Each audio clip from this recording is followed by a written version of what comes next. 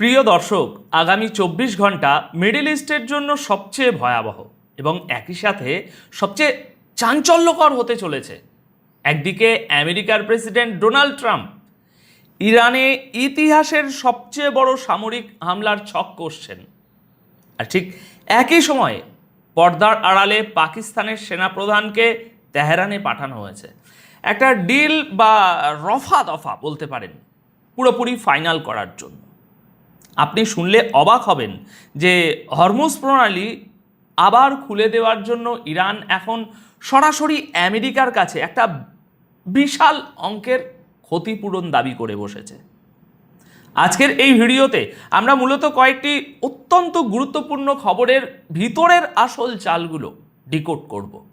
আমরা বিশ্লেষণ করব গতকাল 23 মে ফিনান্সিয়াল টাইমসের প্রকাশিত 60 দিনের সিজফায়ার এক্সটেনশনের যে রিপোর্ট, সেই রিপোর্টের পিছনের আসল কূটনীতি কি, এক্সিওস এবং সিবিএস নিউজের ব্রেকিং নিউজ যেখানে ট্রাম্পের 50-50 কনফিউশনের কথা বলা হয়েছে, এবং পাকিস্তানের সেনাপ্রধানের তেহরানে সফরের যে উদ্দেশ্য সেটা আসলে কি।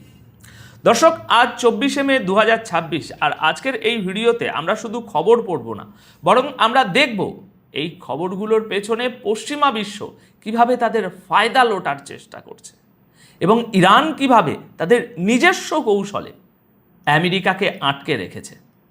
দেখুন, শুরুতেই ফিনান্সিয়াল টাইমসের মতো পশ্চিমা মিডিয়ার একটা বড় রিপোর্টের দিকে নজর দেওয়া যাক। গতকাল 23 মে তারা একটি খবর প্রকাশ করেছে যে আমেরিকা এবং ইরানের মধ্যে যে প্রবল উত্তেজনা আর যুদ্ধ পরিস্থিতি চলছে, সেখানে একটা বিশাল ব্রেক থ্রু আসতে চলেছে। এই মুহূর্তে যে যুদ্ধবিরতি চলছে দুই দেশের মধ্যে মধ্যস্থতাকারীরা সেটাকে আরও 60 দিনের জন্য, অর্থাৎ পুরো 2 মাসের জন্য বাড়ানোর খুব কাছাকাছি পৌঁছে গেছে। শুধু তাই নয়, এই চুক্তির ড্রাফটে ইরানের নিউক্লিয়ার প্রোগ্রাম নিয়ে ভবিষ্যতে কিভাবে কথা হবে তার একটা ফ্রেমওয়ার্কও তৈরি করা হচ্ছে। এখন এখানে একটা জিনিস খুব গভীরভাবে বুঝতে হবে, একটু ভালোভাবে বুঝতে হবে দর্শক, এই চুক্তির শর্তগুলো কি।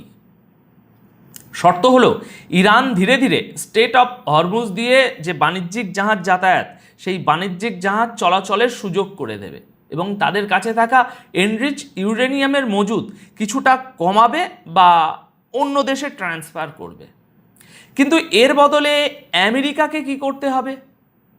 আমেরিকাকে ইরানের বন্দরগুলোর উপর থেকে নৌ অবরোধ শিথিল করতে হবে এবং ইরানের উপর থেকে নিষেধাজ্ঞা তুলে নেওয়ার দিকে এগোতে হবে। দেখুন, আসল ব্যাপারটা হলো আমেরিকা এখানে কোনো দয়া করছে না। গ্লোবাল ট্রেড এবং তেলের সাপ্লাই চেনের জন্য স্টেট অফ হরমুজ আমেরিকার কাছে একটা লাইফ লাইনের মতো। ইরান খুব ভালো করেই জানে যে এই চোক পয়েন্টটা তাদের হাতে থাকা মানে সবচেয়ে বড় ট্রাম্প কার্ড। তাই তারা যদি একটু ছাড় দেয়, তবে আমেরিকার কাছ থেকে তারা বিশাল ভূরাজনৈতিক এবং অর্থনৈতিক ফায়দা আদায় করেই ছাড়বে। কিন্তু দর্শক, গেমটা এখানেই শেষ হচ্ছে না, বরং আরও জটিল হচ্ছে। এক্সিওস নামে আমেরিকার একটা অত্যন্ত প্রভাবশালী ম্যাগাজিনের রিপোর্ট এবং প্রখ্যাত সাংবাদিক বারাক রাবিদের সাথে ডোনাল্ড ট্রাম্পের সরাসরি ফোনালাপ থেকে আমরা জানতে পারছি এখন যে ট্রাম্প এখন একটা বড় দোলাচালে আটকে আছেন। রিপোর্ট অনুযায়ী ট্রাম্প এই মুহূর্তে 50-50 চান্সে দাঁড়িয়ে আছেন।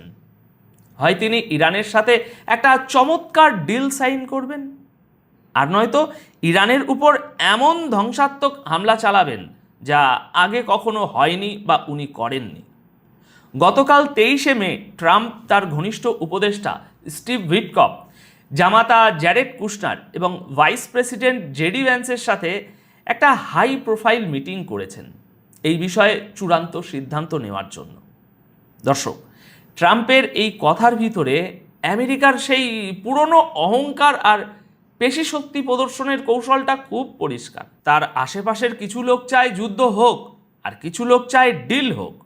ট্রাম্প যখন বলেন যে ইসরায়েলের প্রধানমন্ত্রী বেঞ্জামিন নেতানিয়াহু এই ডিল নিয়ে চিন্তিত নন, তখন বুঝতে হবে যে পর্দার আড়ালে ইসরায়েল এবং আমেরিকার লবিগুলো প্রচণ্ড চাপে আছে।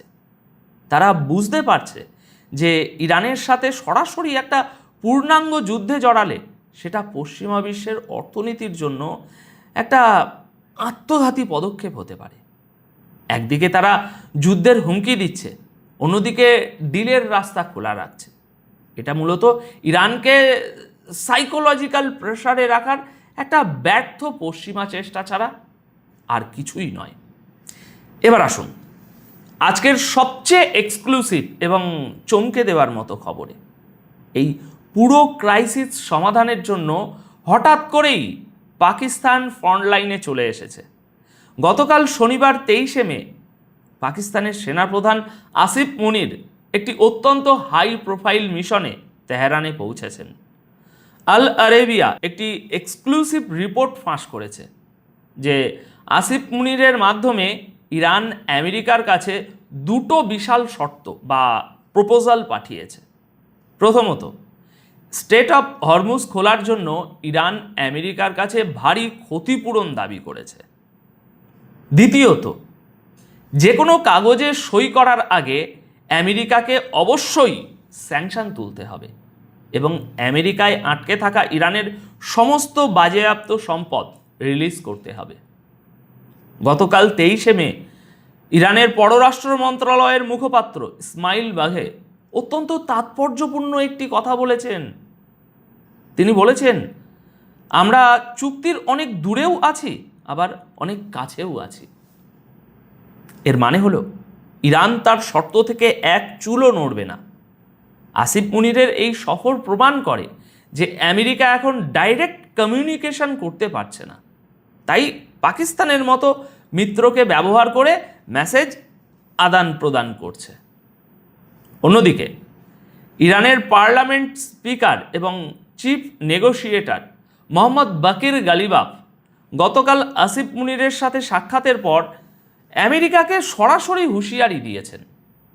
তিনি বলেছেন, এই সিজফায়ারের সময়টাতে ইরানের সামরিক বাহিনী নিজেদের নতুন করে এমনভাবে প্রস্তুত করেছে যে ট্রাম্প যদি আবার কোনো বোকামি করে যুদ্ধ শুরু করেন, তবে এবার আমেরিকাকে প্রথম দিনের চেয়েও বহুগুণ বেশি কড়া এবং ভয়াবহ জবাব দেওয়া হবে। এখানে একটা জিনিস আমাদের মাথায় রাখতে হবে দর্শক, এই যে সংঘাতটা আমরা দেখছি এর সূত্রপাত হয়েছিল 28শে ফেব্রুয়ারি 2026। এরপর এপ্রিলে এসে একটা যুদ্ধবিরতি হয়, যা সাময়িকভাবে পরিস্থিতি শান্ত করলেও স্টেট অফ হরমুজের চাবি কার হাতে থাকবে সেই ফয়সলা এখনো হয়নি। আর ঠিক এই অনিশ্চয়তার সুযোগ নিয়েই গতকাল দুপুরের দিকে এক্সিওস এবং সিবিএস নিউজ আরেকটি ভয়ঙ্কর রিপোর্ট প্রকাশ করেছে। তারা দাবি করছে যে পর্দার আড়ালের এই আলোচনা যদি ব্যর্থ হয়, তবে ট্রাম্প প্রশাসন ইরানে নতুন করে একটা ব্যাপক বিমান হামলার প্রস্তুতি নিচ্ছে। ট্রাম্প ইতিমধ্যে তার মিলিটারি কমান্ডারদের সাথে ইরানের ভিতরের সুনির্দিষ্ট টার্গেটগুলো নিয়ে আলোচনা সেরে ফেলেছেন। অর্থাৎ একদিকে পাকিস্তানের সেনাপ্রধান তেহরানে বসে শান্তির ডিল করানোর শেষ চেষ্টা করছেন, অন্যদিকে হোয়াইট হাউসে বসে আমেরিকা বোমারু বিমান প্রস্তুত করছে। আবার অন্যদিকে আন্তর্জাতিক অঙ্গনেও কূটনীতির ঝড় বইছে। ইরানের পররাষ্ট্রমন্ত্রী আব্বাস আরাগাচি জাতিসংঘের মহাসচিব অ্যান্তনিও গুতেরেসের পাশাপাশি তুরস্ক, ইরাক, কাতার ও ওমানের পররাষ্ট্রমন্ত্রীদের সাথে কথা বলেছেন। এমনকি ট্রাম্প নিজেও কাতারের আমির শেখ তামিম বিন হামিদ আল থানির সাথে ফোনে কথা বলেছেন পরিস্থিতি সামাল দেওয়ার জন্য। পুরো মিডল ইস্ট এখন আক্ষরিক অর্থেই একটা বারুদের স্তূপের উপরে বসে আছে। আপনারাই বলুন না, যেখানে যে কোনো মুহূর্তে একটা ছোট্ট স্ফুলিঙ্গ পুরো অঞ্চলকে জ্বালিয়ে দিতে পারে।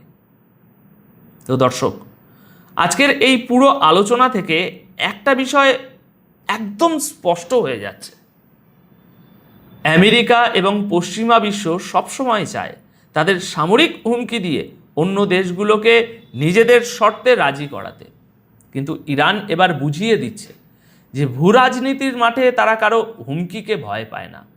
স্টেট অফ হরমুজ বন্ধ করে দিয়ে এবং ক্ষতিপূরণ দাবি করে ইরান আসলে আমেরিকার অর্থনৈতিক দুর্বল জায়গাতে আঘাত করেছে। ট্রাম্পের এই যে 50-50 অবস্থান, এটা প্রমাণ করে যে আমেরিকা চরম কনফিউশনে ভুগছে এবং তারা জানে যে ইরানের সাথে নতুন করে যুদ্ধে জড়ালে তাদের নিজেদের গ্লোবাল আধিপত্যই হুমকিতে পড়বে। এখন দেখার বিষয় হলো ট্রাম্প কি তার ইগো সাইডে সরিয়ে রেখে ইরানের ক্ষতিপূরণের শর্ত মেনে নিয়ে 60 দিনের সিজফায়ার চুক্তিতে সই করবেন, নাকি মিডল ইস্টে আবার নতুন করে একটা ধ্বংসলীলা শুরু হবে? এ বিষয়ে আপনাদের কি মনে হয়? আমেরিকা কি শেষ পর্যন্ত ইরানের চাপে মাথা নত করবে, নাকি ট্রাম্প তার শিশুসুলভ অহংকার থেকে নতুন করে একটা হামলার নির্দেশ দেবেন? আপনাদের মূল্যবান মতামত অবশ্যই কমেন্ট সেকশনে জানাবেন।